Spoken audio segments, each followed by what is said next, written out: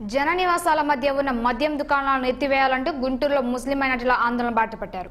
ముస్లిం ప్రార్థనా మందిరం నుంచి లాంచెస్టర్ రోడ్డుపై భారీ ర్యాలీ నిర్వహించారు.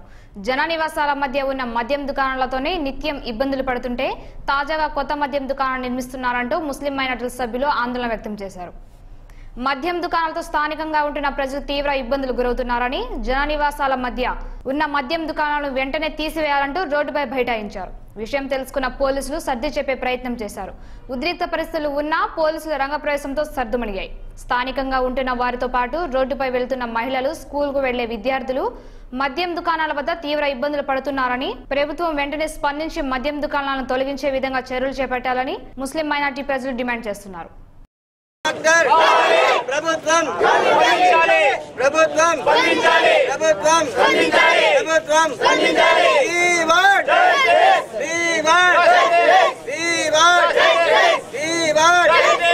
మద్యం దుకాణాలని వెంటనే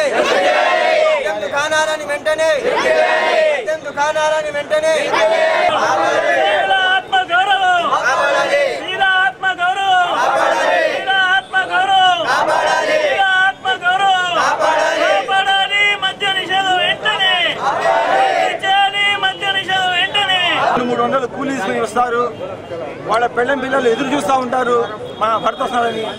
రాగానే ఇళ్ల మధ్యలో వైన్ షాపులు 2 వెలిచాయి. ఈ 2 వైన్ షాపులు తాగి ఇంటికి డబ్బులు తీసుకెళ్లకుండా అతనికి తాగి మత్తులో తెలుస్తుంది. ఎన్నిటికీ కారణం ఈ వైన్ షాపులు. అది సరిపోకనా ఇంకో వైన్ షాప్ వెలుస్తానికి రెడీలో ఇంకో పుకారు లెగిసింది. అలాగనే ఈ మందిరాలు, మసీదు, చర్చి మధ్యలో ఈ వైన్ షాపులు పెడతాం చాలా దారుణంగా మేము భావిస్తున్నాము.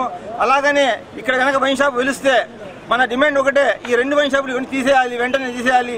లేని పక్షంలో ఇక్కడ ఇంకో వైన్ షాప్ తీస్తే ఈ ఉద్యమానికి మేము గుంటూరుగా కాదు, మొత్తం గుంటూరు పేటే కాదు, గుంటూరు మొత్తంగా ఉద్యమంగా తీసుకెళ్లి పోరాడదాం. అందరూ సిద్ధంగా ఉన్నారు.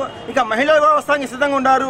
ఈ ఇష్యూ పెద్ద కాకముందే వెంటనే అధికారులు చర్యలు తీసుకోవాల్సిందిగా. మహిళలు తిరుగుతూ ఉండే పరిస్థితి. ఇటువంటి పరిస్థితుల్లో 2 వైన్ షాపులు ఉన్నప్పటికీ కూడా మరో వైన్ షాపు అవకాశం కల్పించడానికి ప్రభుత్వం చొరవ తీసుకుంటున్నందుకు ఇది దౌర్భాగ్యమైన పరిస్థితి.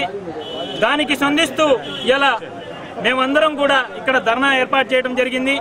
తక్షణమే ఏదైతే ప్రభుత్వం దీనిపై చర్యలు తీసుకుంటా ఉందో దీన్ని ఉపసంహరించుకోవాలని చెప్పేది ఈ సందర్భంగా కోరుతా ఉన్నాం. ఏదైతే మద్యం నిషేధం అనేటువంటిది నిత్యం ప్రజల్లో సంగడిగుంట ప్రాంతంలో హాస్పిటళ్లు, స్కూళ్లు, మసీదులు ఉన్నటువంటి ప్రాంతాల్లో ఏర్పాట్లు చేయకూడదు అని చెప్పి నియమంలో ఉన్నప్పటికీ కూడా ప్రభుత్వం ఏ విధంగా స్పందిస్తా ఉందో దీన్ని తక్షణమే వాపస్ తీసుకోవాలని చెప్పేసి ఈ సందర్భంగా వయసు తీస్తానికి పోతున్నారు. అది మాకు తెలిసింది, మా దాకా వచ్చింది. దానివల్ల మనం ఏం చేసామంటే మొత్తం 2 మసీదులు ఉన్నాయండి, పక్కన చర్చి ఉంది. ఇప్పుడు వయసు తీస్తానికి పోయేసాట పిల్లల ఆసుపత్రి ఉంది, పక్కన పిల్లల ఆసుపత్రి ఉంది, 3వ గొంతులో పక్కనే. అట్లే మొత్తం దుకాణాలు మెడికల్ షాప్లే. ఈడ జనం పోవటానికి రావడానికి చాలా కష్టంగా ఉంది. అయినా కూడా మళ్ళీ పెడుతున్నారు. దానివల్ల ఈ మొత్తం జనం చేరింది ఏం చేస్తున్నామంటే అది లేకుండా చేస్తానికి చేరాము. గిటించి వెళ్ళాలి.